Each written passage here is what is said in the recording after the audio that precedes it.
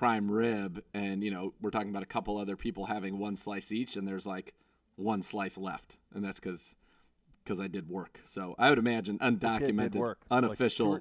That's like 3 prime rib slabs is what we're talking about? Yeah, like is that a standard? Buttes. Yeah, two standard and a bone that's a standard. But sometimes you really just get into it. Sometimes you're just really ready to go. Yeah. Oh, it's exciting. It's a sight to behold watching you consume food, my friend. It befuddles the It's Deke. going to be a sight to.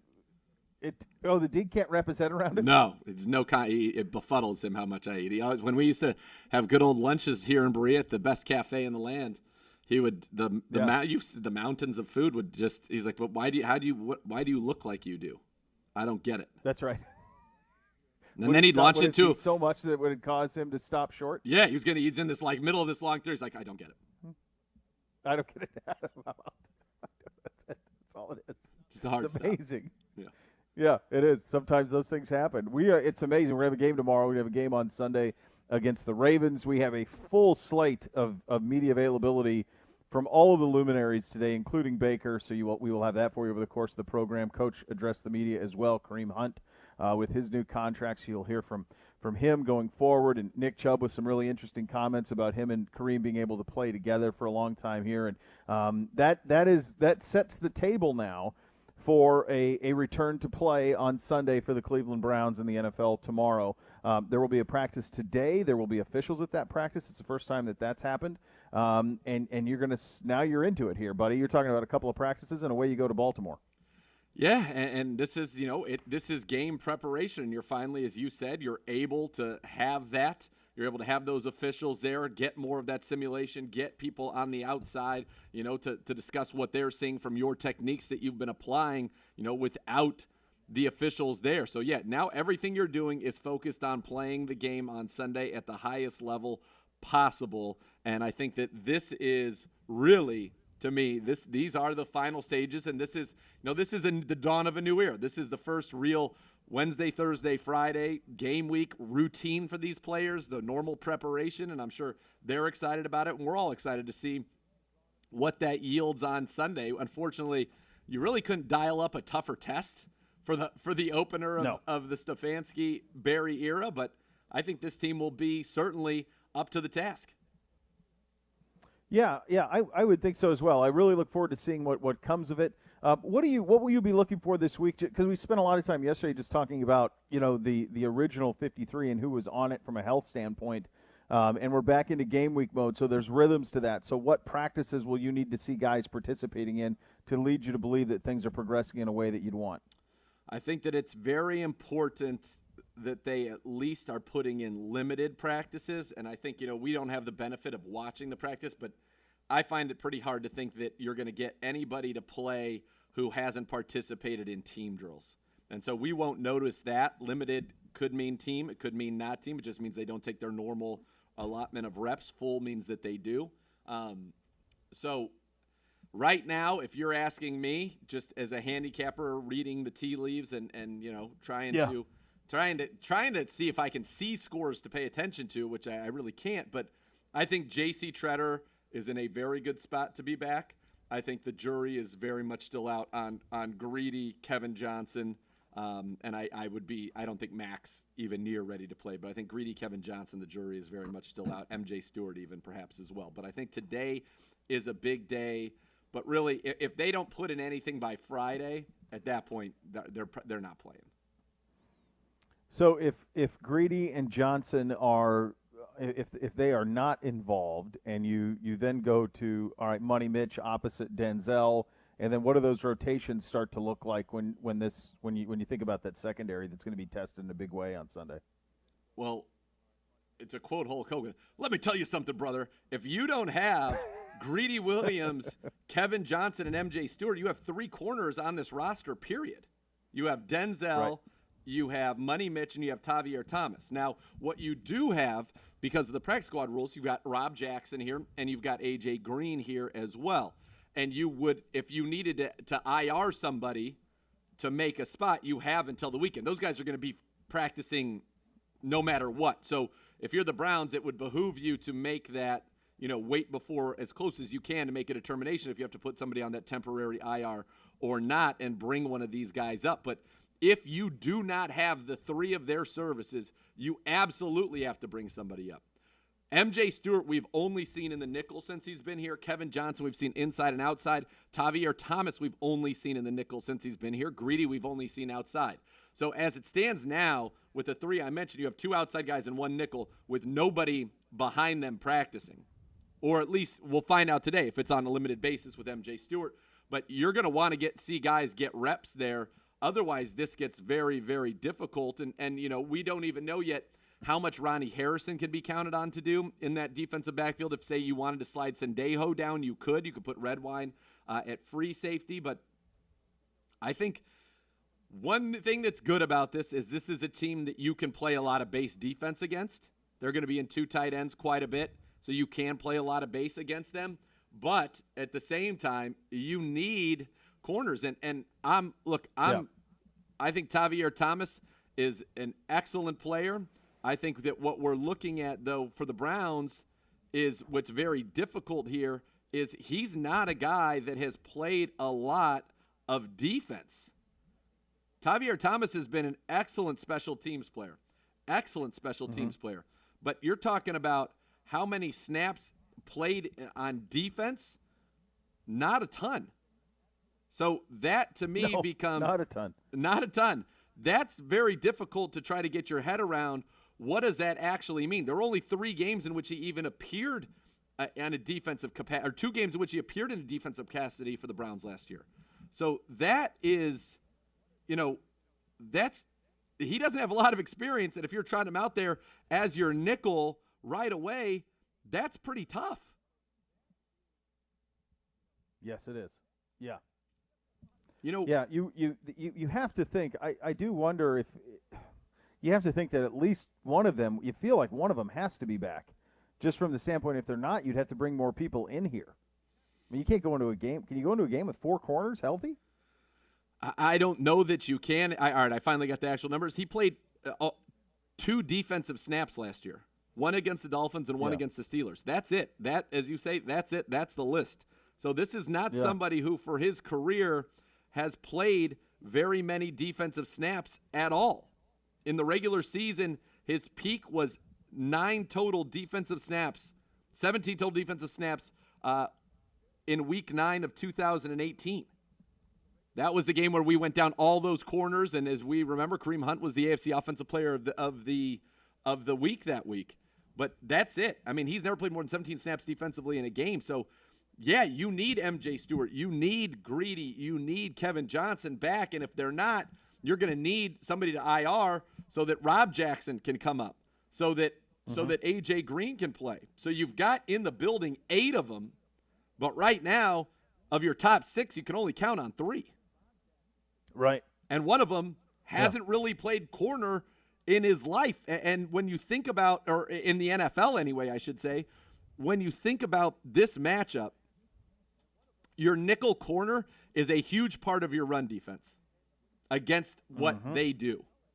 And so that's right. If you think about this from last year, you've got on your defense, let's count your nickel corner, your linebackers, and your safeties. Okay? Your nickel corner, Tavier Thomas, played 0 snaps defensively against the Baltimore Ravens last year. B.J. Goodson, 0 snaps against the Ravens last year. Sendejo, 0 snaps against the Ravens last year. Carl Joseph, Ronnie Harrison, Jacob Phillips, 0 snaps against the Ravens last year. Taki played 46 snaps. He is the only starter amongst that group of 3 linebackers, 2 safeties, and a nickel. So that's 6 players. He played 46 snaps against the Ravens. The only starter amongst them who's played any. Redwine played 66 snaps against the Ravens in Week 16. And by the way, Week 16 did not go well for our defense. We don't have anybody on this roster in those positions, which will be stressed more than any others, who have experience against this Ravens team. Yeah, it's a tough spot. It certainly is a tough spot, and an offense that in that from their perspective that it is ready to go and has only amplified what they were a year ago. So the challenge will be there. We will get into that matchup coming up as we meet the opponent at right around 1:30 will be when we get into that. One other thing I wanted to get to out of the gates here, though, was the signing of John Kelly to our practice squad, the former University of Tennessee product, the running back who most recently was with the Rams, so he will join the practice squad. I remember him at Tennessee. I do not remember him the last couple of years with the Rams, but I remember being a nice player at Tennessee, a Detroit native who was a decent player for the Vols.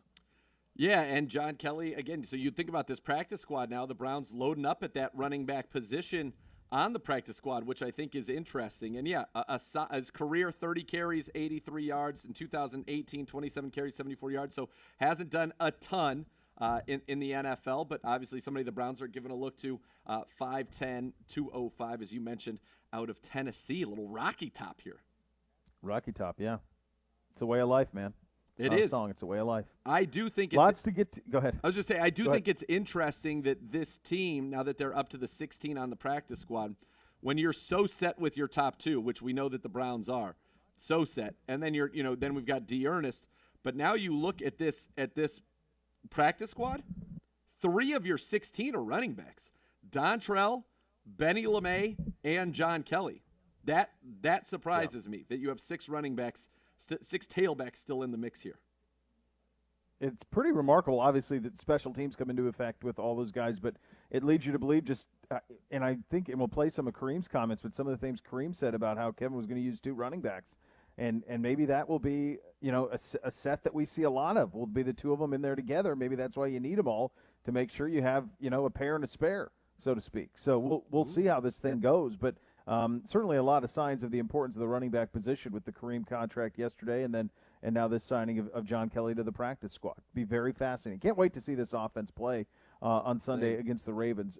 And just a reminder, you can once again watch us on our YouTube page, youtube.com/Browns, brought to you by our great friends at Buffalo Wild Wings. How are we progressing on getting a stick version of me in the studio there? I don't know. How's that coming? Gibbe's efforting it, I'm told. Gibbe can join us now via a microphone. Wait, what? Hello, Gibbe. Oh my gosh, the return of Gibbe. It's like Ace Ventura. Yes, Satan. There's a lot going on with opening week. I'll get you your cutout. Don't worry. We will get a life-size cutout. There's nothing more important. Gibby, there's nothing more important than a life-size cutout of me in the studio. There's nothing you're doing that's more important than that. Yeah. It's your sole focus. Exactly. This week. It's a slow week. It's a light week. You're not doing anything. What are you kidding? Working 12 hours a week. Nothing at all. Nothing to see here. It's good to have Gibby back. Oh, it's been the first time since, and the other thing that I noticed, interestingly enough, Z, about this Gibby is you can interrupt this Gibby. Oh, yeah. Yeah. Oh, yeah. The other Gibby was unflappable. Like a Clydesdale. Locked in. We can talk about the fact how Zegura doesn't have a GPS on today in the building. Jeez. But, Why? Why do we have to do that? I don't know. I get called the Rapscallion all the time, Jeez. Just friendly what fire. What are we doing here? Going to roll right through that stop sign today. Yeah, apparently. No one's listening anyways. Good. Straight Rapscallion. Unbelievable. Full effect. Unbelievable stuff. You will hear from Coach. You will hear from Baker. We will do the opponent preview. Lots to get to here. Off and running on a First Friday Miracle Edition. You're listening to Cleveland Browns Daily on 850 ESPN Cleveland.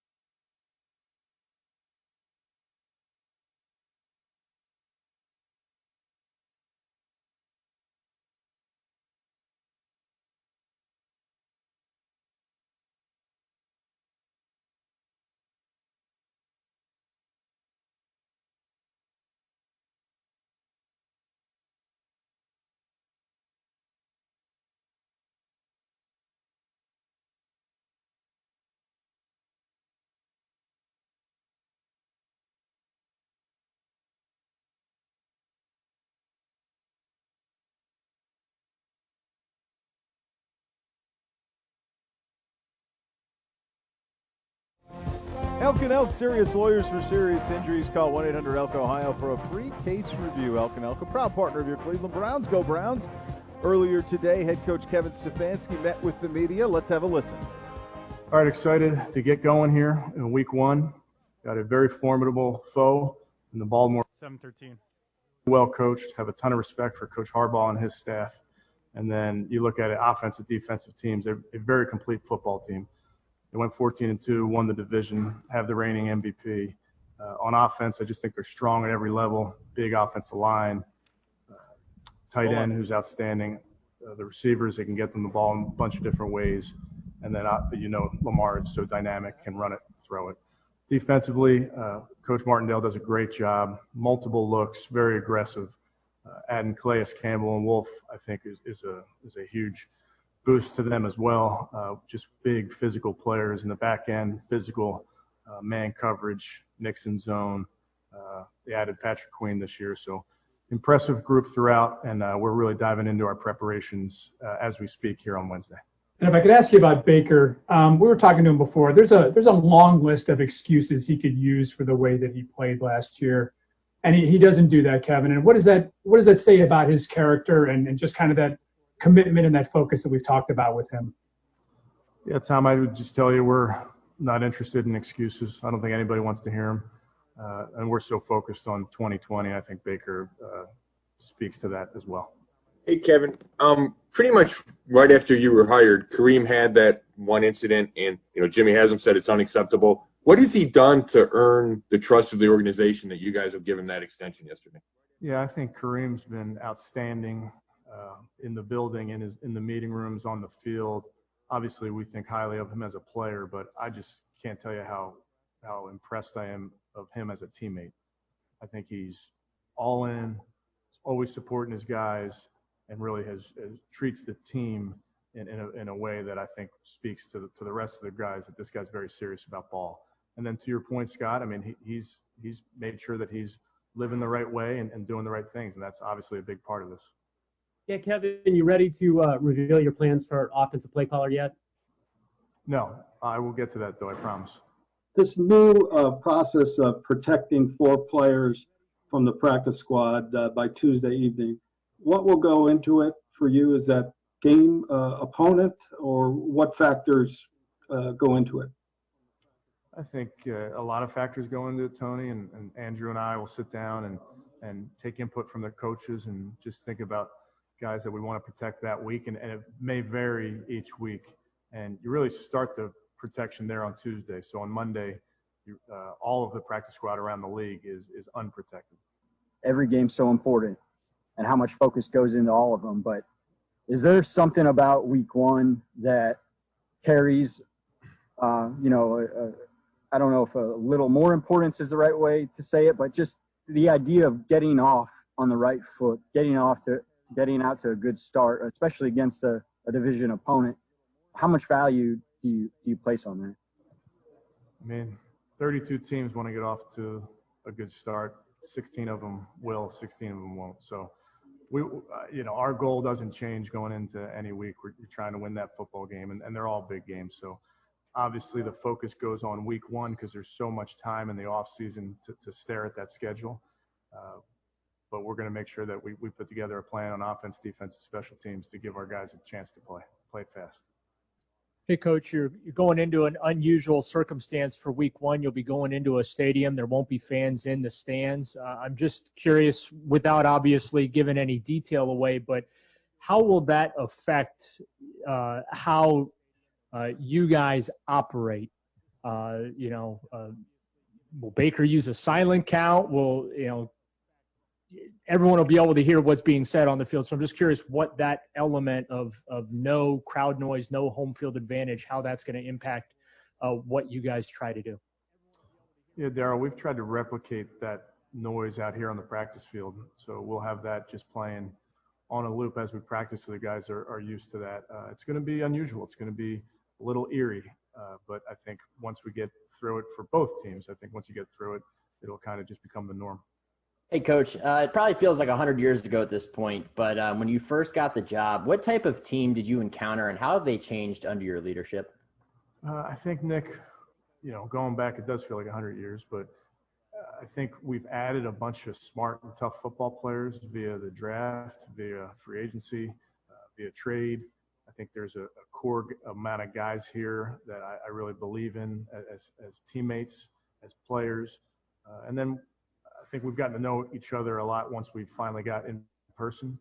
We did the virtual for a very long time. So I would tell you in the last month, whatever it is, 6 weeks, just getting around the players, it's nice to put a face to the name, a face that has a mask on, but at least a face to the name, and kind of having some more personal interaction with the guys. And you guys have emphasized this no bark, all bite type of mantra or whatever you want to call it. Where does Nick Chubb fit into that? Nick is so mindful about his job. I think he's got the great mentality that a lot of the good ones do. Do your job and do it as well as you can. And I think the players feed off of that when you have a guy like Nick's caliber who just focuses on his job and makes sure he's got his job down pat. And I think the guys really see that. One of your colleagues in the league said that it's actually you guys that have an advantage because John Harbaugh has to do more speculating than you do. You pretty much know what their offense is. You know what their defense is. You know how they deploy their personnel. And you're completely unknown to some degree. Do you buy that? No, I don't. And I would tell you every year teams come in with a wrinkle. I can promise you there's things that they've been working on in practice that we haven't seen, that wasn't on tape in 2019. That's just the nature of the game. And I go back to the preseason. Even without the preseason, it's not like us or another team would be showing a lot of that stuff in the preseason. You're saving it for week one. So that's just part of the deal. 45 seconds, guys. What does make Lamar Jackson so good, so hard to defend? And, will you be, burning the midnight oil a little bit this week, trying to worry about this one? He's dynamic. I mean, he can run it. He can throw it. They have design runs for him, and then he can take off on a pass play. He can hurt you with his arm. He's accurate as a passer. I just think he's a great player. I mean, I grew up watching Randall Cunningham, and that's what it looks like to me, a guy that can just do everything on the field. He's a great player. Coming to you. You're up. Yeah, he sure is. I think what makes Lamar Jackson great is he's at both times one of the fastest people on the field. He has an incredibly strong arm. They've built an offense absolutely around him. And that's he put together one of the most historic seasons statistically we've ever seen in the history of the game. So this is going to be a hands-full approach for this team coming up on Sunday in Kevin Stefanski and his debut. In terms of a recipe for beating that Ravens team, that's something that we will get into next. We will do the opponent preview, and it will be on the Ravens and the opener. Coming up next, you'll listen to Cleveland Browns Daily on 850 ESPN Cleveland.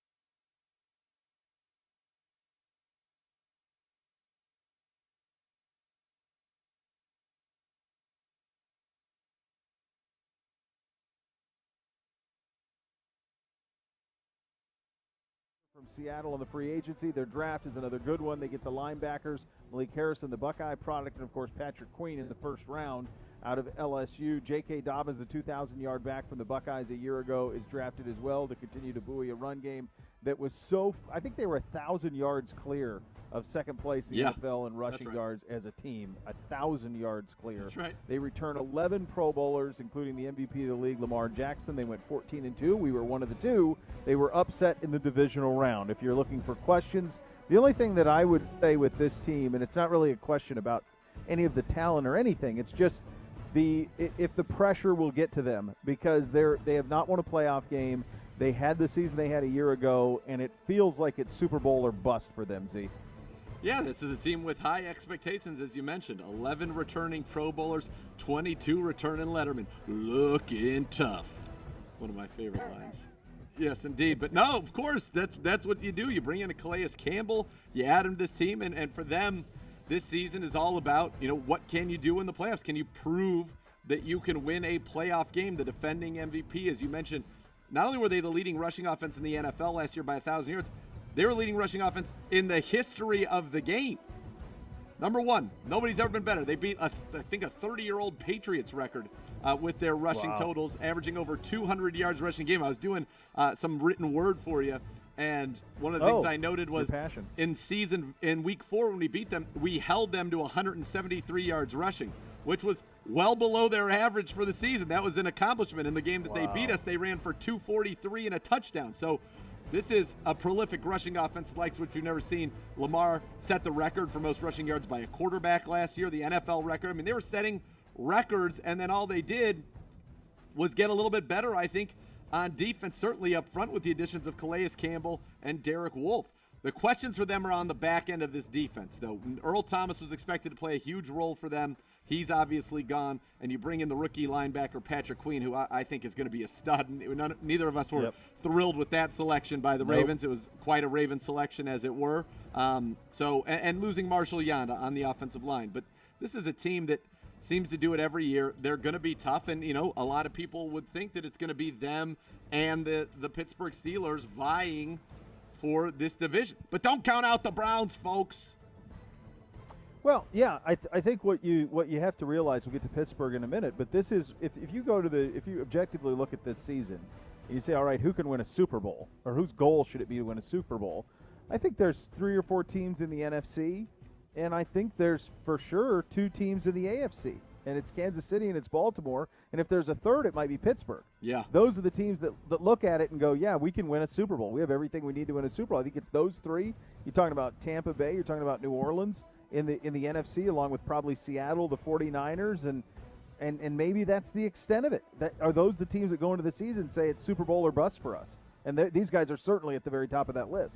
Absolutely. When you're 14-2 with the MVP at quarterback, you're right there. Kansas City would probably say, hey, we deserve to be a little bit ahead of you. But, yeah, this is one of the best teams in the NFL. Tons of continuity, as we said. All they've done, I think, to their weapons on offense. Hollywood Brown, now in his second year, put on some muscle. Yep. Remember, he missed so much time with that broken foot that I think he's at full strength. They bring in Devin DuVernay, who was a very good pick in the draft. Dobbins, you add to this offense. Queen on defense. And I just think Calais Campbell is a huge addition. I don't think you can really overstate how important he is as a leader and a guy who knows what it takes to get the job done at a high level. They're going to be good. This is a very difficult matchup. The one thing early in the season, they haven't tackled a lot. And as we said, rookie middle linebacker. I think if you look and you were going to say, where's the part of their team that isn't necessarily the strongest?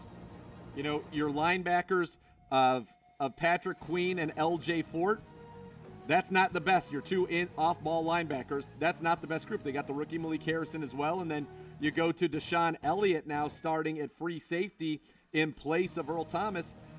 That's it. Their corners are ridiculously good. Chuck Clark played very well for them at strong safety. Up front, Campbell, Williams, Wolf, McPhee, and Judon is a fearsome 5. But if you're the Browns, you're going to have to attack the off-ball linebackers, try to confuse Patrick Queen, and you're going to have to make Deshaun Elliott prove that he can play at a high level.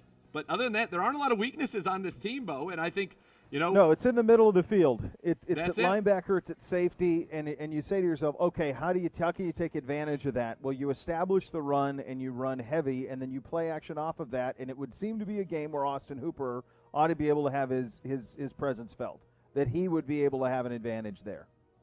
He needs to, and he needs to be that security blanket over the middle of the field for Baker Mayfield and this offense. But look, they're not just, and we were going on and on and on and gushing about their offense, but this was a darn good defense last year as well, Yep. a team that did not give up a ton of points. I think they were top 5 defense overall last year, and so they were actually, they were the number 4 total defense, number 5 rush defense, number 6 pass defense, number 3 scoring defense, and they were the number 3 red zone defense. This was a team without flaw on either side of the ball.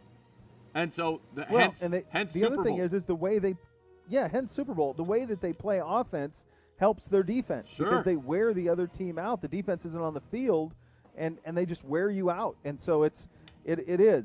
When you think about the weaknesses of the team, as we mentioned, they're at linebacker, they're at safety, and that's relative weaknesses. When you talk about the strengths are obvious. Their ability to get after the passer is going to be real this year. They're going to be a problem getting after the passer. They're great. The corners are great. And offensively, there's nothing really they can't do. They can do anything they want. You think about the weapons with Hollywood Brown, and you think about having Andrews at tight end. It's everything that Lamar needs to thrive. And by all accounts, he's had a great camp. So this is who they are. They're a team with Super Bowl aspirations. When you ask yourself the question, how should the Browns attack the Ravens? I think you have the answer. Keep the ball out of their hands. Chubb, run. Hunt, Chubb, Hunt, play action over the middle to Hoop, play action to Odell, play action to Jarvis, run. That's right, squeeze the football. But the interesting thing is, I think to beat them, this is going to have to be a shootout. You're going to have to score. I think you've got to score at least 28. I think if you go back to 2011, coming off of the strike-shortened offseason, or the lockout, they were high-scoring games early in the year because defenses were sloppy. And I think we're going to have to score to keep up with them. I went through on our side. We're excited about this defense. We're excited about Joe Woods, really excited about the front. But I'll tell you what, it is going to be very difficult for a group. Goodson's never played with Taki.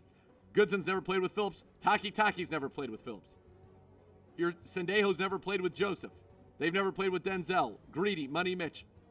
So much confusion. Tavierre Thomas really hasn't played with anybody. So much confusion. The only guys who have played together are your front 4. They're going to have to be dominant in this game for you to have a chance. And now Marshall Yonda's gone, but the tackles that they have, Stanley and Brown, as good as there are in the NFL, you're going to have to make your hay. This is going to have to be a game where Larry Ogunjobi, Sheldon Richardson, Jordan Elliott, if he gets in there, are going to have to really be one-gap penetrators and disruptors up the middle of the field. Yeah, and this is simple and obvious, but it's really the clear path. I think you have to make them chase. I think you can't try to chase this team down. If they get up early, it's tough to try to come back on them. So you've got to establish early. You got to try to get points early, run the ball with Chubb and Hunt, run it right at them. Hopefully you can establish that and then get it going.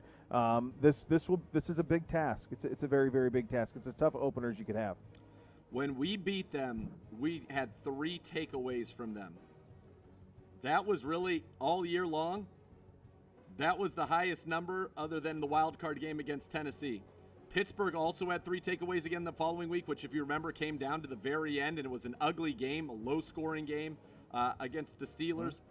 That was the only other one where they had 3. You've got to take the football away from them to have a chance, and the Browns did that very effectively in Week 4. What they did in Week 4, that was the blueprint. You held Lamar Jackson down. When Lamar Jackson rushed for 70 yards last year, the Ravens were undefeated. In those games... Look at the Chubb game. And, of course, Nick Chubb went crazy. He went bonkers against them. That was what you needed to do, control it. You got the lead. You made him throw. He threw 2 interceptions. Those were his first interceptions of the year at that point. And then in the game here, he runs for over 100 yards. Mark Andrews goes for 93 and 2 touchdowns. You held the tight ends under 40 yards in our win. They blew up. It's simple. Keep him in the pocket. Try to make him throw the ball outside to his wide receivers, and take your shots, but try to contain him and limit what he does. All easy to say in theory. Very, very difficult to do in practice. Yep. It's an incredible opener. You want to know where you're at, you're going to find out on Sunday in Baltimore, where this team is very, very early in the season. One of the guys who had a great game in Baltimore was Baker Mayfield. He met with the media earlier today. We will have that for you coming up next. You're listening to Cleveland Browns Daily on 850 ESPN Cleveland. Users down.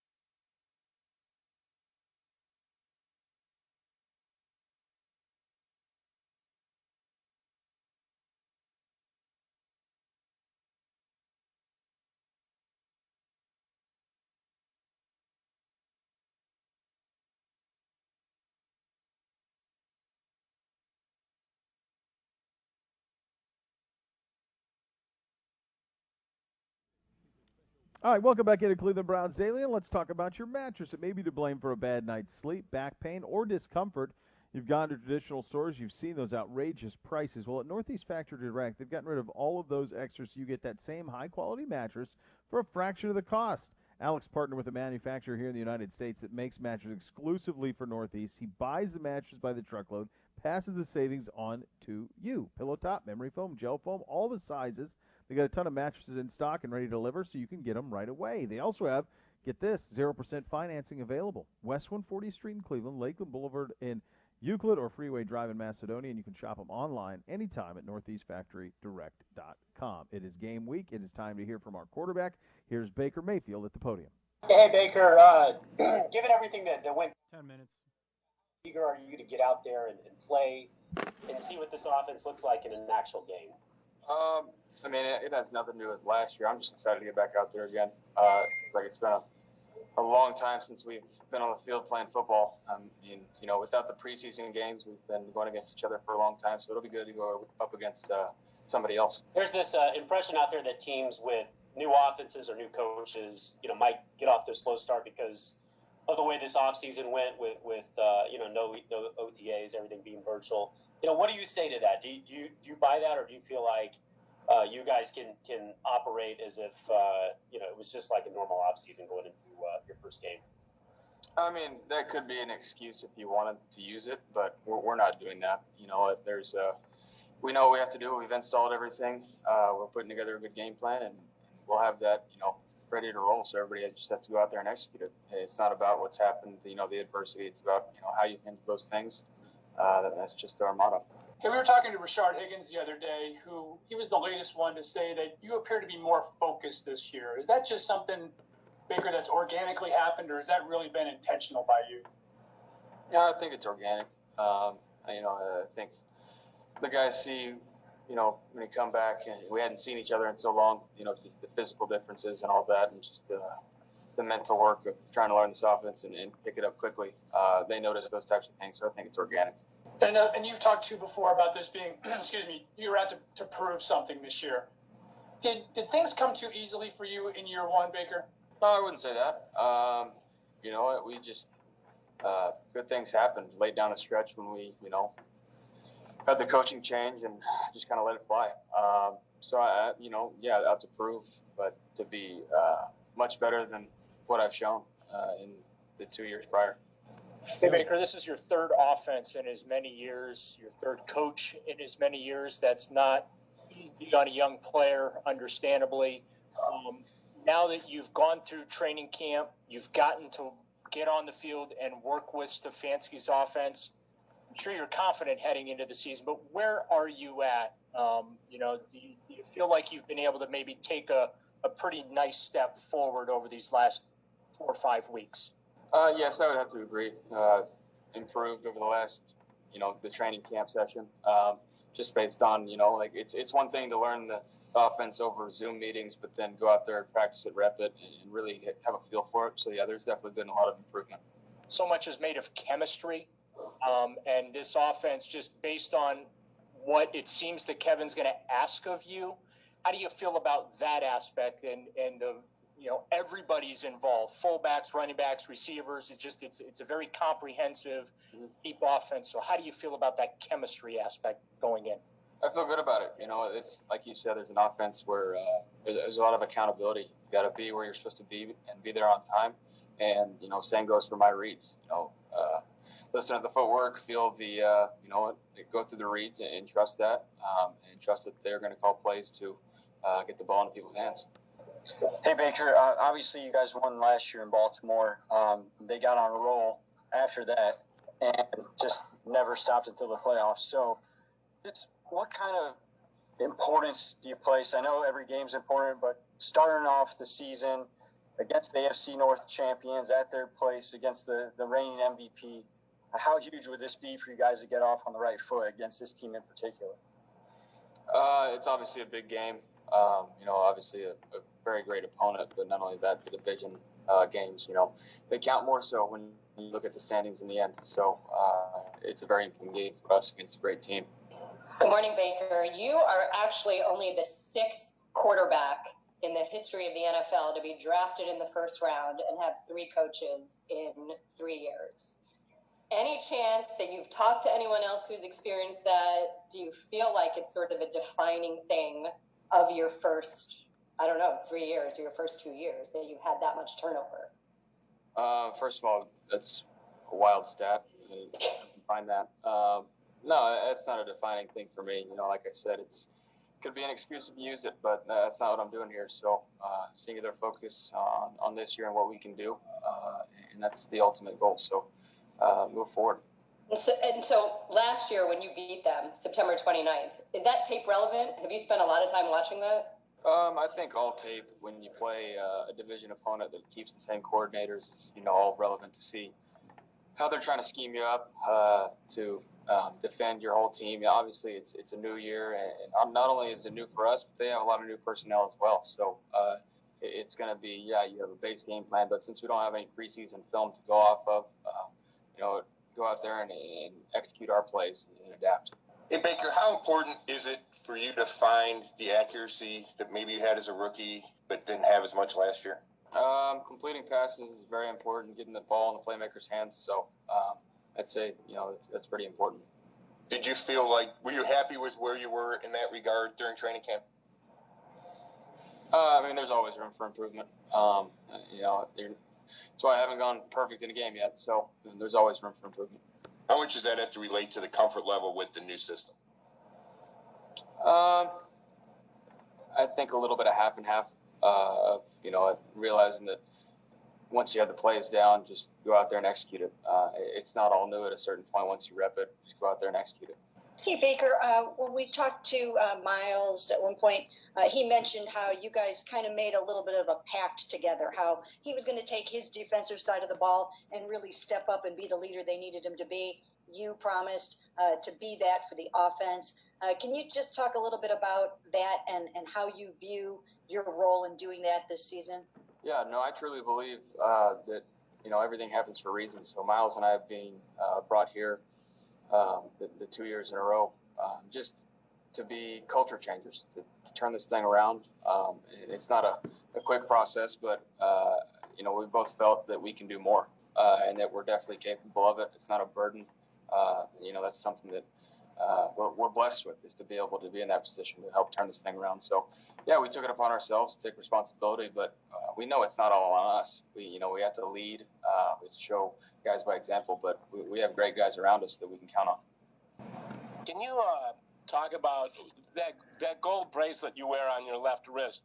I'm curious about that. What's the story behind that? It's a Christmas gift from my wife. Hey, Baker, first of all, with Kareem Hunt signing the extension, what do you think about him being locked up with the Browns for a couple more years? And then just that running back tandem of Nick Chubb and Kareem Hunt having a chance to be together for a full season, how much can it really mean to this offense? How valuable can it be for you guys to have those two guys rolling for hopefully a full 16? Yeah, I think we're all extremely happy for Kareem, proud of him for the work he's put in, for the changes he's made, to be here in his hometown. Everybody's happy for him. But he's a vital part of our team, mentality-wise and culture-wise. But then on the field, obviously, his skills and his play speaks for itself. So just having a guy to help take some of that load off of Nick, but also at the same time, teams have to game plan for both of them. They're two different players, two different runners. So it's great to have those guys on our team. Hey, Baker, so you talked about the culture-changing role that you and Miles have taken on since you've gotten there. What kind of role has Nick Chubb taken in regards to that? Silent assassin. Doesn't speak much, but when he does, it carries weight. He's always been a guy to lead by example, and that's just how some guys are. You don't want him to be anybody he's not, and so we're going to ask him to do that. But we don't have to ask him; he does it every day. Also, with that culture change point, how has Coach Stefanski kind of affected that since he's come on board? The accountability sense, I think just everybody, has to do their job. The mentality of we're counting on everybody in this building, not only players but staff, everybody that has a hand in the pot to do their job to help us win. It's about winning. Yeah, two questions real quick, if I may. First of all, do you guys, knowing that you went in there and won last year, does that give you the confidence to say, hey, nobody thought we were going to do it last year, nobody thinks we were going to do it, can do it this year, but we know we can? No, to be honest with you, last year doesn't matter. They're a great team, and for the last part of that season, if you're counting about that, then, they were on a roll. So it's a new year, new personnel, new coaching staff for us, so it's a clean slate on our minds. And then real quick, just in looking over their defensive secondary, pretty formidable group back there. What's running through your mind as you watch film on those guys? I mean, yeah, obviously you said it, a great opponent. I mean, you got good players all around, and then they're asking Wrapping up here, guys. About 20 seconds. to step up and fill that role. Earl Thomas is gone now, so I mean they have strong players in the back end, but not only that, I mean, they're pretty strong defensively overall. But yeah, it's fun to watch and see how they were, and I think for us to be able to go out there and react to scheme wise, if they're any different, the things they change. Coming to see that. You're up. You know, it's great to hear from Six. We've talked all off season for him and how big it is and the way he has to play and being put in the best position to succeed and the fact that we will see what his best is, and we think his best is pretty dang good, that you're going to see it over the course of this year. I can't, and he's done a great job on the outside in these press availabilities and all of this stuff of just keeping it, but I can't imagine the fire that's burning inside of him when you think about two guys in his draft class, and Lamar, who won the MVP, who many people think his team can win the Super Bowl, and certainly looks like they're in the conversation. And another one is Josh Allen, who a lot of people think is ready to take the next step with a team that maybe, if they're not a Super Bowl team, is the next step below in Buffalo. So I imagine the fire inside of him is just burning with all of this to prove that he is of that ilk. I agree. I think he absolutely wants to do it. I think that there's no stronger statement that can be made, especially in this kind of an odd year, to go ahead and say, all right, let's do it. Let's get off to this big start. Let's beat him.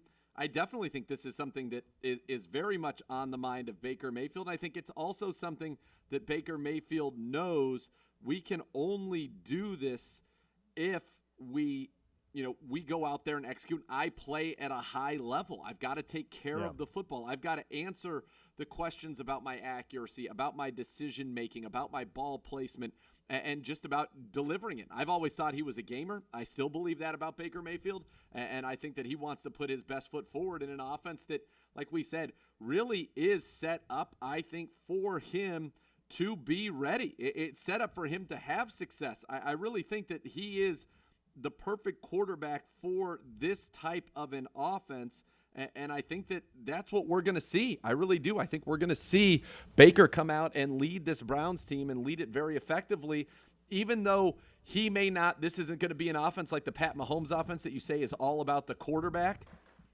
He's going to be incredibly efficient, I think, in this offense, and obviously is going to lead with the run, and why wouldn't it?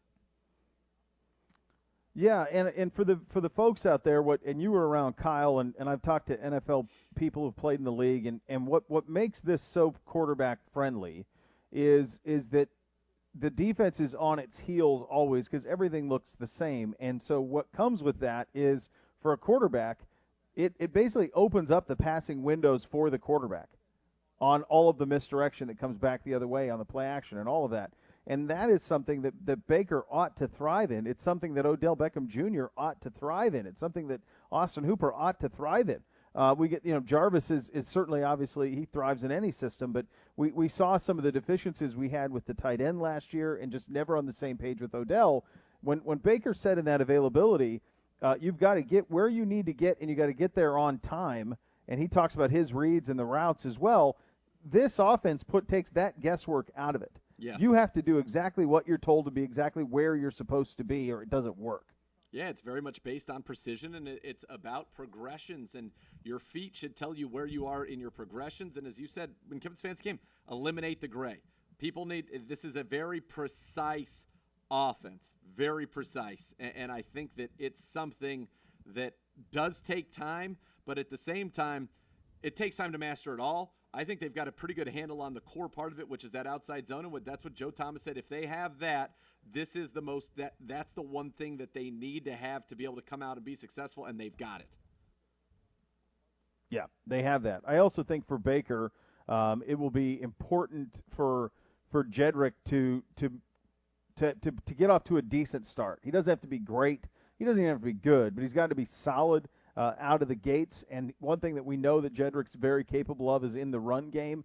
And you think about the two backs, you've said this for a long time, that if you're thinking Baker's throwing for 300 a game, that's not in the cards, I don't think, early in this season at all. That's not how this thing's going to be. Now, he will have games like that where where he hits those things. But this is going to be very much, if you think about this, folks, you got to remember last year the Vikings ran it 10 more times on the season than they threw it. I think Cousins threw for 3,600 yards, somewhere thereabout, but he was a 3-1 touchdown to interception. So that's the type of season that you need for this offense to be what it can be. Yeah, efficient, effective. It is not going to be gaudy, I don't believe, from a statistical number, but I think you have so many things that you're going to be able to do to be successful in this offense. And you look at, for example, it's not like Lamar and Baker's not going to run for 1,000 yards, but there are plenty of people, Garoppolo, Cousins, they weren't throwing for a lot of 350-yard games, 50 dropbacks, but their offenses were incredibly effective and efficient, and so were they. Touchdown to interception ratio, percentage, completion percentage, yards per attempt. All of these things should be career highs for Baker Mayfield in 2020. They should be. Now, there needs to be some patience, understanding that they are learning, as they go. They have not had the full normal offseason to work yet. I do think they can master their core competencies, and this can still be a very dangerous offense just when you have your core competencies mastered. Yeah, there's no question. We've said it. When you talk about new coaches, new coordinators, everything, those are the teams that are going to struggle out of the gates the most. And we are chief among them. And unfortunately, we're playing a team on Sunday that has everybody back and is running the same system. So it will be a big challenge. But you believe in that run game, and you believe what Baker ought to do, and what his future in this system is nothing short of very, very bright. We will go around the league coming up next. You'll listen to Cleveland Browns Daily, 850 ESPN Cleveland.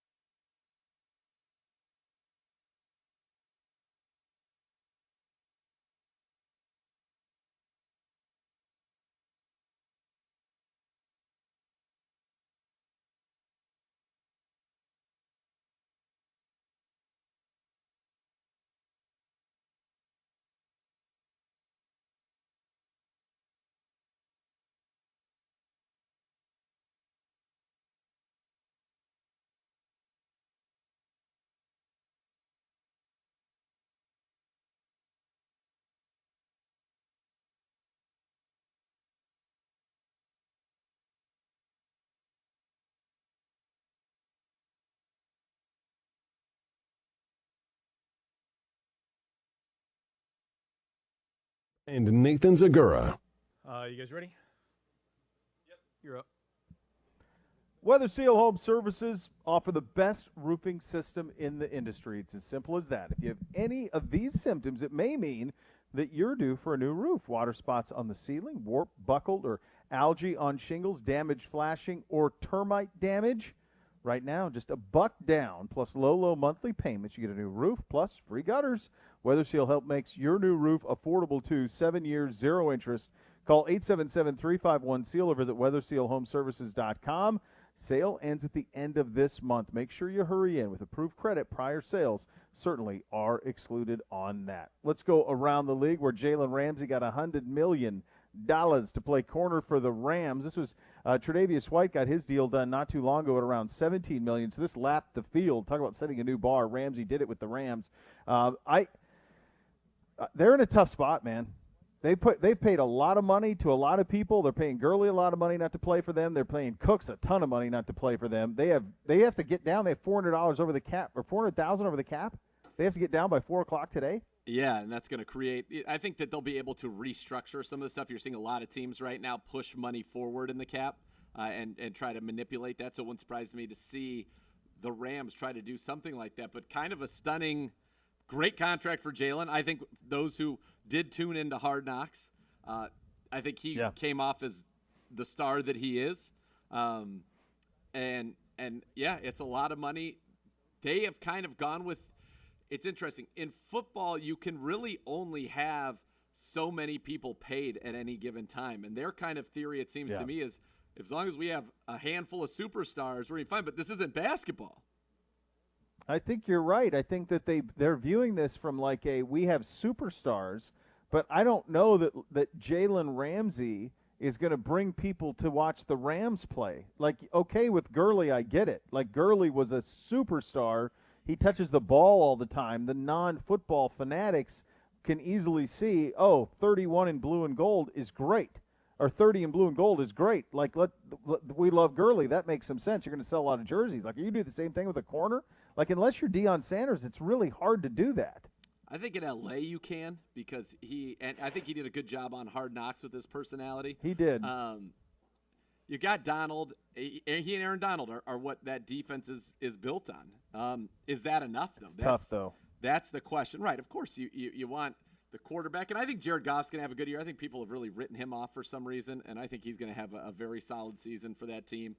But, yeah, Ramsey's good. It's, one of those things you're keeping an eye on. Denzel Ward goes out and has the kind of year that I think a lot of us think he can have in this defense. Denzel Ward's going to be coming to that range as an elite corner. And you know what? I hope that we're having that discussion. Is he worth the highest paid cornerback in the league? Because that means he's balling out. So Jalen always knew he was going to get the deal done. I think that was clear in Hard Knocks. He got a little testy with the reporters at one point about it. But it's good for him, and you're seeing a lot of these guys get paid, and you're also seeing, boy, if you're a Jacksonville Jaguars fan, just when you sit there and think about the stunning amount of talent that was in your organization that is now gone and flourishing elsewhere, and everybody wants out, that's got to be very, very difficult. Yeah, it is. I mean, they took the approach. That team is 3 years from the AFC Championship game. Yeah. And it's decimated, and he's the latest one who's absolutely getting paid on this front. Yeah, the Rams. This is a huge season for Goff because he's got to prove that he's worthy of that deal without an elite Todd Gurley, and he hasn't done that yet. Now, I like Henderson. I think Akers could be a bit of a steal for them in the running back, but they're not Gurley. So neither one of them are. So not healthy Todd Gurley. So he's got to prove that what he can be without Gurley in the spot there, and in an incredibly difficult division, just brutal. I mean, they could be better and be 8-8. I mean, it's just how tough that division is. It's really tough. It is. It is. But I was going to say, in Goff's case, or in his defenses, I think they were still trying to lean on a Todd Gurley that wasn't Todd Gurley last year. And I think that actually compromised their offense. This year, I think they are very well aware of what they have. And listen, I think they've got some real strengths. You talk about On one side, Cooper Kupp, Robert Woods, who's I think one of the more underrated players in the NFL. Yeah, then he's you've nice. got Van Jefferson, who looked like he was having a nice camp. But Tyler Higbee, do you know that Tyler Higbee the last 5 weeks of the season led everybody in catches and yards? Everybody. I do, just because you've mentioned that before, and it blew my mind when you said it. So yeah, they've got weapons. It's just going to be on in a division that's got a San Francisco team that it looks like a juggernaut, in a division that has probably the second trendy pick to win MVP in Russell Wilson, and a Seattle team that's just loaded, and an ascending Cardinals team. Where does this Rams team find their way? That'll be interesting. It'll be on Goff to see what it's all about.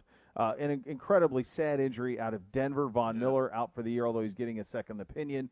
Injured at the very end of a non-padded practice, and this is what we feared, the soft tissue injuries that could happen this year. We had one with Delpit in one of the most innocuous plays you could ever imagine a guy blowing an Achilles on. Yeah. And now here's Von Miller with a similar situation in just a non-padded light practice. And that's, again, it's one of those things that it means that it came from, again, could it be an athlete so finely tuned that it stresses somewhere and something broke down? And it's a terrible blow to the Denver Broncos. Think about this. The Broncos have only gotten one season out of Bradley Chubb and Von Miller together. Last year they lose Chubb, now they lose Miller, and that was supposed to be their bookends for a long time, and they're only going to get 1 out of 3 possible seasons of that duo together. That's just brutal for them, because they're a team, look, they wanted to get after the quarterback, Von Miller and Chubb.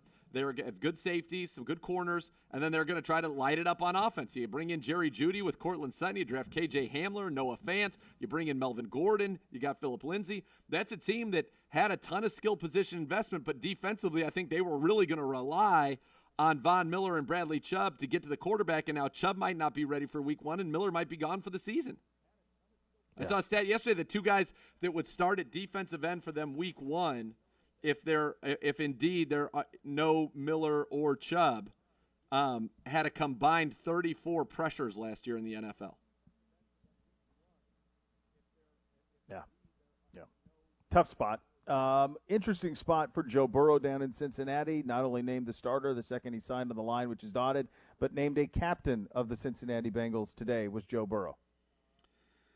Athlete, leader, of course, he's the future for the franchise, and he's made anything you hear talking to anybody down in Cincinnati, anybody even close to that organization, is that they are thrilled with him, and that he has looked spectacular. Now, again, it's one thing about looking good in training camps. We've seen Browns teams that have looked good in training camps.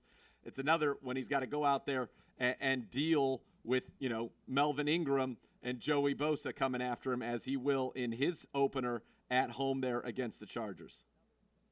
Yeah, it is. But you also remember, too, with Joe, I mean, he was a 5-year player in college. Yeah. So he's not a 21, 22-year-old kid. I mean, he's in his mid-20s, and so he's older than Lamar. So he's more than ready to take on that role, and I think he'll do a very nice job down there in Cincinnati, and a good Ohio kid who made good, certainly. Speaking of Ohio kids making good, Kareem Hunt made good. A new contract was signed yesterday. He met with the media to discuss it. We will have that for you coming up next. You're listening to Cleveland Browns Daily on 850 ESPN Cleveland.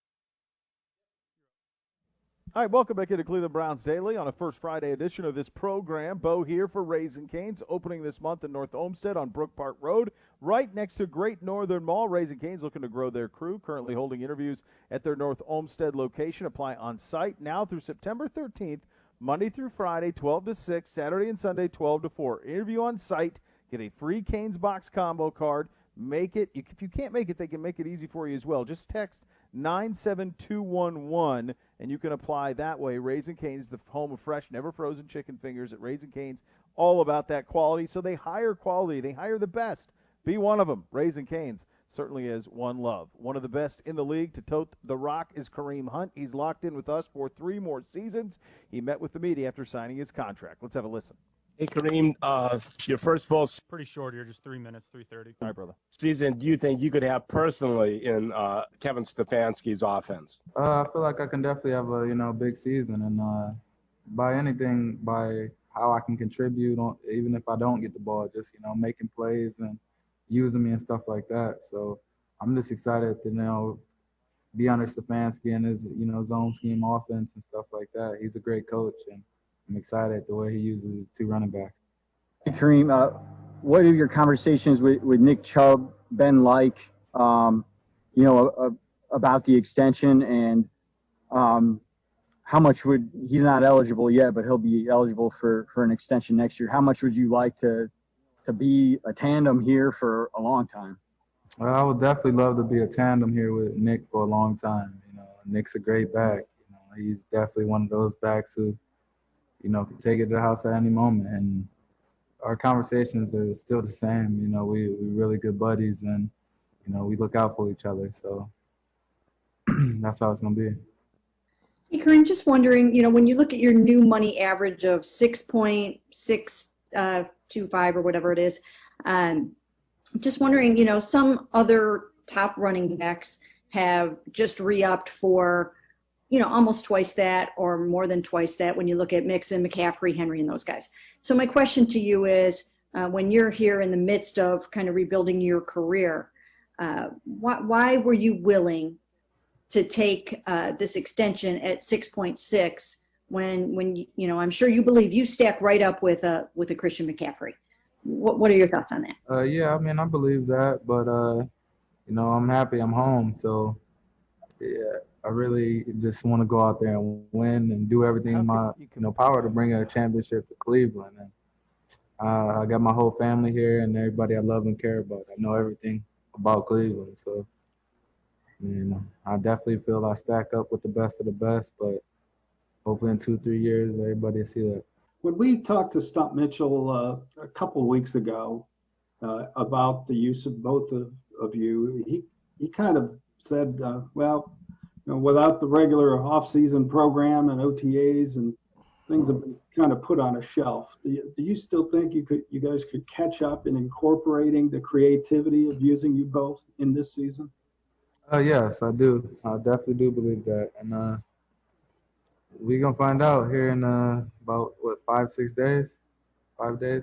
Hey, Kareem, this feels like it's a big year for Baker. What do you expect from him in year 3? I expect Baker to come out and get the ball in the playmakers' hands and just be more comfortable out there and have a big year. He looked great. He's looked great all camp and he's been doing a great job of being a leader of the offense. Yeah, Kareem, I was just wondering, how do you, you haven't had that much time together, but how does this chemistry of this team feel? Do you have some closeness that you've developed in a short time? Yeah, I believe that we've been clicking at practice here lately, and I definitely believe that we're gonna be just fine. You're up.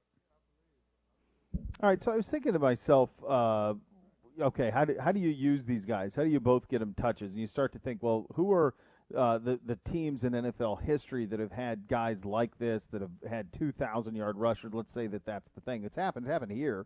It's happened, I think, 7 times historically. It happened here with Kevin Mack and Ernest Biner in 1985. It happened 2006 with Warwick Dunn and Michael Vick. So there's a couple of those. Lamar and Mark Ingram obviously did it last year. The 2 most recent running back where both went over 1,000 was Brandon Jacobs and Derek Ward, which I would not have had that with the Giants in 2008. And Jonathan Stewart and D'Angelo Williams did it in 2009 with Carolina, where Stewart was 1,100. They were both basically 1,100 yards, both 5 yards a carry.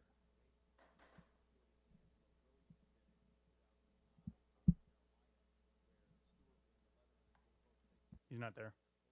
Yeah, we're not hearing Z on this. Although I can see him talking on the Zoom. I just can't hear him. And so the key to this thing is in two of the instances that I mentioned, there are quarterbacks who do it with Vic and with Lamar. The two most recent running backs are Carolina and the Giants. And you think about just the amount of at-bats that are needed for that, and you think about those 2009 Carolina Panthers with Stewart and Williams as the two guys involved in that season. And that's a team that went 8-8, was third in the NFC. And then you go and say to yourself, well, okay, what was the breakdown offensively on that? That's a Jake Delhomme quarterback team. Delhomme just threw for 3,000 yards, Matt Moore 1,000. So Delhomme gets hurt in that year. So you're about a 3,000-yard passer in order to make it work. Do we have Z back? Oh, I'm back. That's right. Oh, there he is. What's the rapscallion doing in there? I don't know. Or is it But you? Did you not have the button hit? No, it was not me. Because I was in my own ear, so I thought I was Sad. fine. The rapscallion. not. I was gotten. I got by the Raps. Listen, he's a huge P, and he's dealing with a lot of stuff right now. To be fair to Gibby, I'm not going to come out here and like, try to throw him under the bus like he did earlier. When he goes low, I go high, and he's got a lot to deal with. But he turned me down and forgot to allow me to participate in the show. But what I was saying was the efficiency that you need for it. Both guys have to be over 5 yards a carry, or else it's not even a conversation starter. Yep. And will Kareem Hunt get 200 carries this year? Will he? I don't know. I don't know. What's that, 12? I mean, I was looking at those two teams that did it. Yeah, I was looking at the two teams that did it. So both Stewart and Williams had 200 carries for Carolina, which is the most recent team, with two backs to do it. Obviously, the Ravens did it last year with Lamar and Ingram. That doesn't count. Nope. Correct. So the last one with two backs that were Stewart and Williams, they both had over 200 carries. And actually, Williams did it in just 13 games. Right. There were some injuries that year. Sure. I remember that. It was a good fantasy year. And Both over 5 yards a carry. Derek Ward was a very underrated fantasy player for a brief period of time. He was pretty good. But, yeah, that's what it's going to have to be. That's, 13 carries a game would be 208 carries for the season. So I think that's doable. It's doable. It is doable. But, again, it goes back to our point before, which is I think this is going to be much more 50-50, 55-45. Than 80-20. I think anybody who thinks this is going to be 80-20 in terms of these running backs is sorely mistaken. Yeah, and just from a total number of plays, and so this again goes back to here's that Giants team that did it in 2008, and football's changed a lot from that standpoint. But that Giants team in 2008 with Ward, as you mentioned, with 1,000 yards, and Brandon Jacobs with 1,000 as well, both well over 5 yards a carry. They also had Ahmed Bradshaw, who had almost 400 yards, because Jacobs was hurt a little bit. So they really ran it at a high efficiency rate. You're talking about 502 rushes to 491 passes for that Giants team. And that's about the same ratio that Stefanski had. That's more plays, but it's the same ratio that Stefanski had with Minnesota last year. Yeah, and I think, again, it certainly is doable and feasible. And it wouldn't surprise me with these backs that this is a Browns team that can play with some tempo and have some periods where they say, let's just go. That's what I wonder. Let's go. Let's get some tempo going. Let's get our play count up. Let's wear them down while we're able to stay fresh with all of the talent that we have at the running back position and even at the receiver and tight end positions. And so, yeah, that's something I definitely will keep my eye on and something I definitely think is possible with this team. I think both would tell you, I don't care about stats. I want to win. Sure. I think both would also tell you, I want the ball. Because they feel, obviously Kareem knows how good he is. Nick Chubb knows how good he is. These guys are two elite players. And I'll tell you, if both of them are averaging over 5 yards a carry, we're going to be in great shape. And the crazy thing is Baltimore could have done it last year easily, not counting Lamar Jackson. Gus Edwards was at 700-something yards and 5 yards carry. I don't think anybody, when they think about the Baltimore Ravens, thinks about the fact that Gus Edwards ran for over 700 yards last year. Like, when do you remember Gus Edwards getting the ball? I don't. He was efficient and he got it enough, and that's why with Dobbins, you think, man, what can Dobbins do? Right. Yeah, you put him in the mix as well, and they could have three of them. Although I'm sure Lamar's tote number will go down quite a bit. It's going to be fascinating to see and something to keep track of. And honestly, offensively, it's what I'm most excited to see is just how they are used and how Stefanski goes about it. We've asked him directly about it. We're not getting any hints on it. So it'll be something that will be unveiled to all of us on Sunday in terms of how he's going to use those two backs, the likes of which I just don't think the league's ever seen anything quite like it in terms of how dynamic those guys are. Good to hear from J.C. Treader. He is back. You will hear from him coming up next, plus Week 1 power rankings out of the NFL.com. We have that coming up next. You listen to Cleveland Browns Daily on 850 ESPN Cleveland.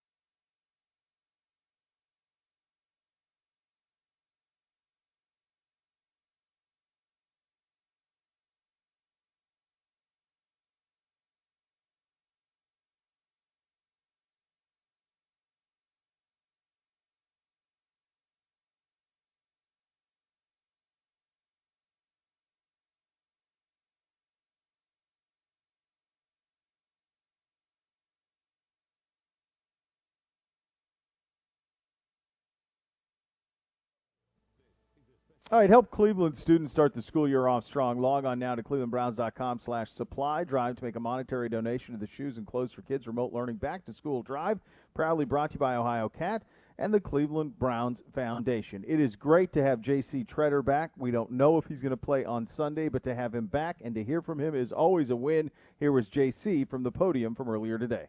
Hey, JC, long time no see. How's the knee feeling, and do you plan to play in Baltimore? Knee's feeling good. We've been on a pretty good pace, doing the right thing, taking it and ramping up the right way. And we're just going to continue that this week and make sure everything's going the right way. And we'll just continue to progress as the week goes on. So is it kind of a game time decision, or later in the week you'll have a better feel for whether you'll play or not? Yeah, we've been on a good pace so far, but you have to continue to monitor it, make sure it's doing everything you want it to be able to do. Hey, JC, you obviously put a lot of work in with the NFL and the NFLPA to get these protocols in place. And now we're here at week 1. So 2 questions. First, was there ever a time when you weren't sure if you would get here? And second, have you had any time to reflect and take any pride in kind of how things have gone so far? Yeah, obviously when we were in a full, nationwide lockdown almost, you're a little skeptical if, how this thing's going to trend. I think so far we've done a really good job. But something to remember is previous successes don't mean anything in the future. And we can do all the right things for these last 6 weeks, get to this point. But being successful moving forward comes from doing the right things continually. And just because we've done really well for 6 weeks, that doesn't give us any advantage or anything moving forward. We have to continue to do all the things we've been doing these last 6 weeks in order to keep going. And that's what we've said from the get-go. We felt pretty good about getting started, but you have to keep working to make sure we can continue the season and get all the way through a full year and crown Super Bowl champion.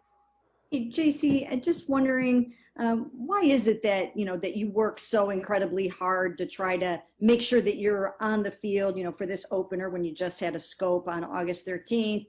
We watched you do this in 2018 with the high ankle sprain. What is it about you that makes you want so badly to do this? Yeah, you don't want to miss games. You don't want to miss plays. And myself and Joel both have a nice little run going together of being out there for every play since we got here together in Cleveland. And you just want to take advantage of every chance. You're not going to play forever. You want to make sure you're out there and taking advantage of all the chances you get. So a lot of it's a pride thing of making sure you're out there and available. That's the one real statistic you can have as an offensive lineman is availability. And you always want to be available for your team to help your team win. Is that a goal for you and Joel to keep that streak going? I don't think any of us. If we're up 30 against a team, I think we'll be okay breaking that streak and coming out and resting. But we want to be out there as much as possible. Hey, JC, good to see you. I know you're talking about being on a good pace. First of all, what led to that knee surgery for you right before camp started? And then what was it like behind the scenes to get on that good pace? Because I know you were working, but we didn't see it. But what was going on for you to get to this point?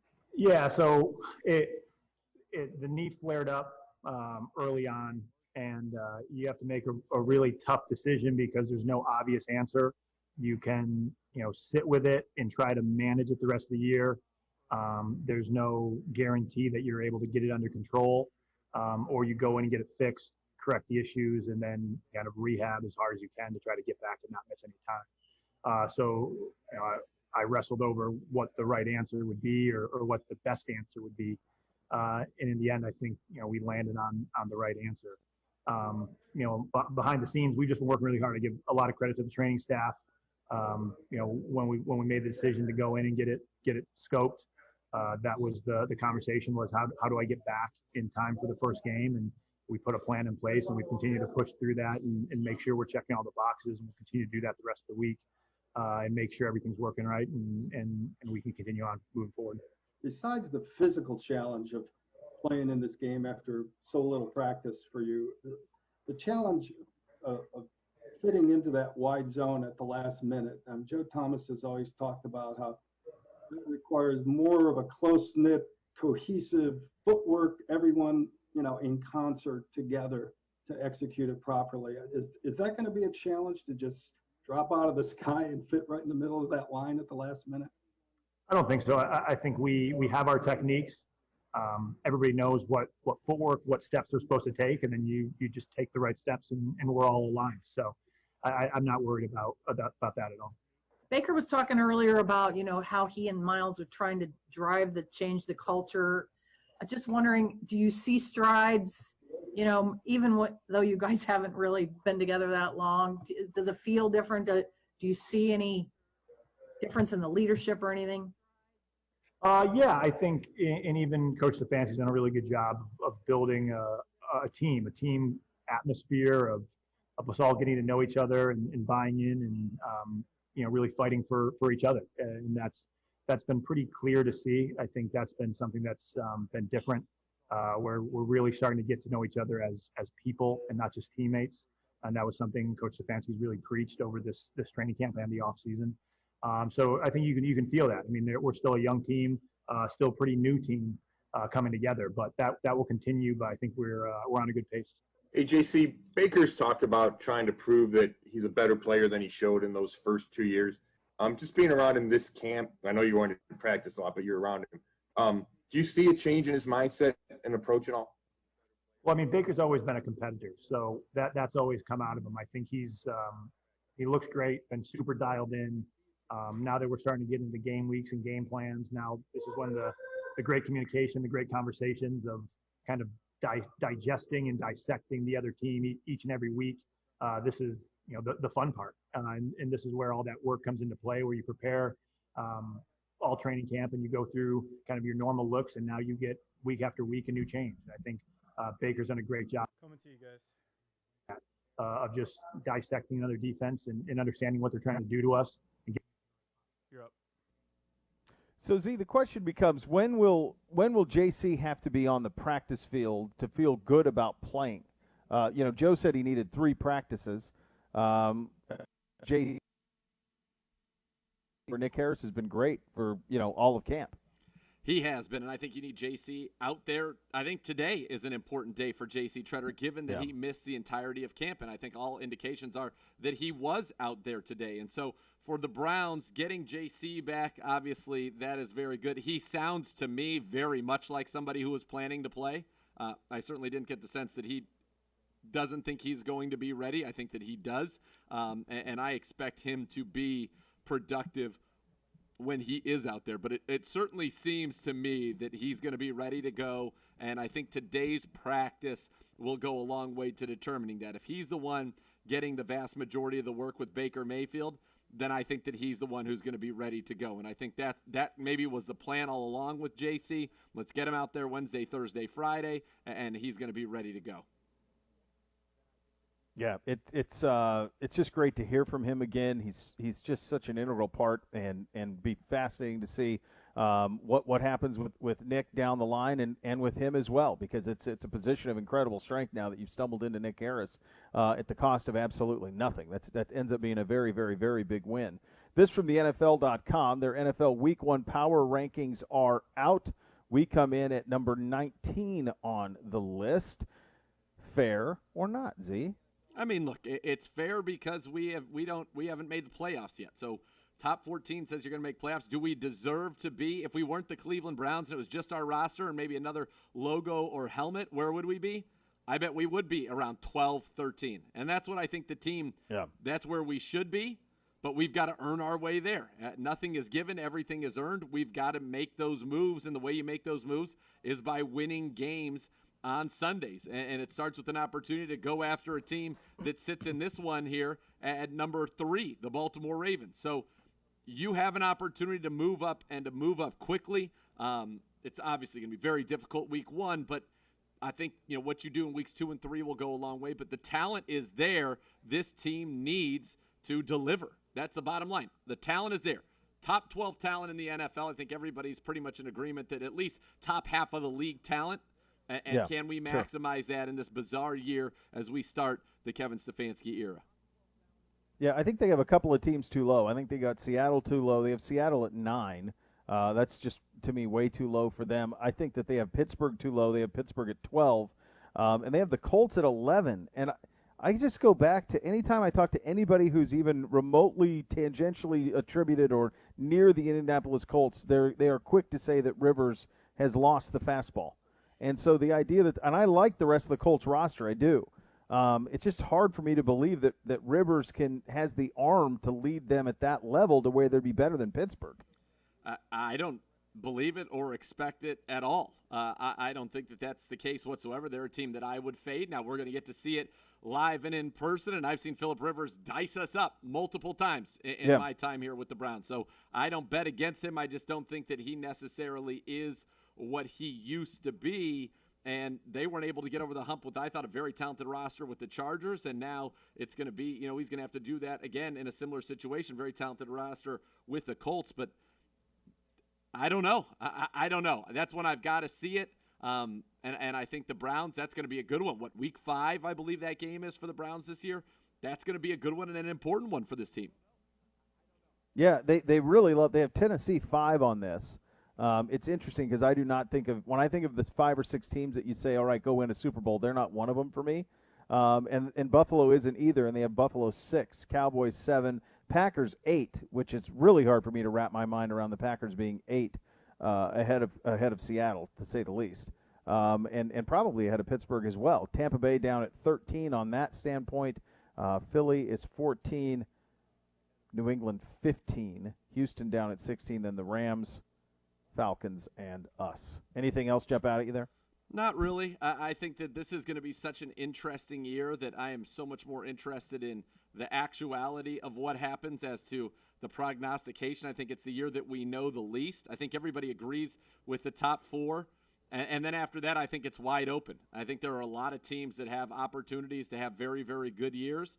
And I think there are teams that are going to be ones that you're used to seeing perform at a high level that maybe are going to have a little bit of a fall off. I do think the one thing that did jump out to me is it's weird. The Arizona Cardinals hype train went sky high, and then I feel like it's come back to earth, but not because people are sick of them or mad at them, which is what kind of happened with us last year.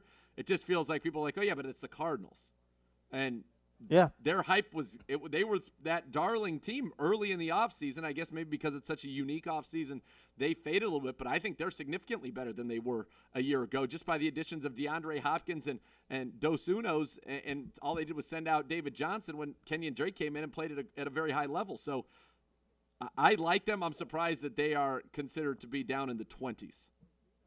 I wonder if that's just the division. But you shouldn't take the division into account when you're just ranking the teams. Right. I just think that division is so tough. I mean, that's the one. That's so tough. I think it's pretty hard for me to wrap my head around the idea of the Tampa Bay Buccaneers being 9 spots below the Saints. That's hard for me to wrap my head around. What a week 1 matchup that is, huh? The old 425 it's awesome. Brady Breeze right out of the gate. That one will do a very large number. So from a television, you got Thursday Night Football tomorrow with Chiefs and Texans. You've got that in the late afternoon window will be the national game, the Saints and the Buccaneers. Then Sunday Night Football is Rams and Cowboys is the way so that'll be a monster from a rating standpoint. By the way, that'll be it. Are the Rams wearing those blues? Because I don't love their uniforms. I don't love what they did with them, but they've nailed that blue color. I do. If you watch Hard Knocks, that blue color is beautiful. I just wish that the numbers were a little bit better on those blues, but the blue is beautiful. Yeah. Yeah, the shade of it, like the helmet, they got it right. I wish the horn wasn't broken and all that, Same. But I mean the shade of the blue, they definitely got right. That'll be a beautiful game on Sunday Night Football. When I grew up, to kick things off. When I grew up in Montana, when I saw a ram without its horn, a broken horn, that guy's in trouble. He's not thriving. Yeah. Of course. Yeah. You're many, many days walking and hiking in the Glacier National Park and surveying the wilderness and being able to know what makes a bighorn sheep thrive and what makes him fail. And a broken horn. Fail. Not great. Yeah. That's a fail. That's a dead ram is what that is, pal. As you've told me many times. Yeah. You've witnessed it. It's incredible. Done. One final segment. Huge segment up next. So much Cleveland more. Browns Daily, 850 ESPN. So much more. Cleveland.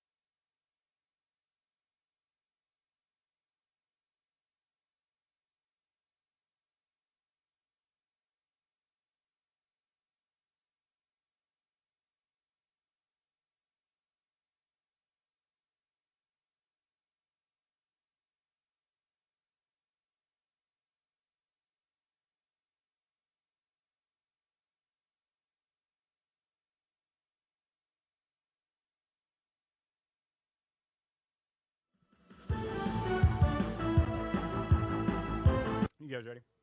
Yep. You're up. If you play the lottery or gamble in other ways, don't take unnecessary chances. Be sure to know the odds and what you're getting into before you bet. Want to learn more? Go to keepitfunohio.com for helpful tips, interesting quizzes, great games to help you keep gambling fun. When are we going to do our NFL preview? Like, when are we making our picks, Gibby? When are we doing it? What are we going to do here? Do you have a date? I mean, we're playing a game tomorrow. On Friday, Beau. 2:30. Oh, my gosh. We're going to get it all in that segment? That's the scores, Gibby. By the way, I hear none of you. Neither do I. Fontana doesn't hear you either. What do you mean? What are you guys doing? Now you're back. Do you I'm hear on. Z? I haven't touched anything. Where's Zegura? Do you hear him, Fontana? No, I do not. No. I'm on. Yeah, Fontana and I do not hear you. No, hey! Hey! Nothing's been touched. Nothing. There's a very loud clinking when I have to push this absurd button that doesn't contain a light in here. So I've done nothing. Duct tape. Duct tape. So smoothly. Duct tape. We're back in the studio, and this is what happens. Total have chaos. Not touched. I didn't. I'm looking directly at Zegura. He's looking at me. I'm like, Fontana and I are going. What's going on? Can you hear him, Fontana? No, I can't either. Amazing. No, we didn't touch. Neither one of us. We got to do an NFL preview. When are we doing it, Gibby? Tomorrow. We got to do it tomorrow. What do you want to do? You want to do it tomorrow? Yes. We got to pick division winners. We got to pick MVPs. Yes. Rookie playoffs. of the We year, gotta do it defense, all these players of the year, coach of the year, all the executive of the year, things. assistant coach of the year. It'll be wonderful. Yes. Producer of the year. Walter Payton winner. We need to find out who the other 31 producers are. We know. Wow. Oh. Well, you knew it was coming. You throw. Come at the haymakers king. at the start of the You best show, not dude. miss, Gibby. Woo! Oh, Gibby. Drop the elbow on you. Yeah. Next level. Coming up next, Cleveland Browns Daily, 850 ESPN Cleveland. You've been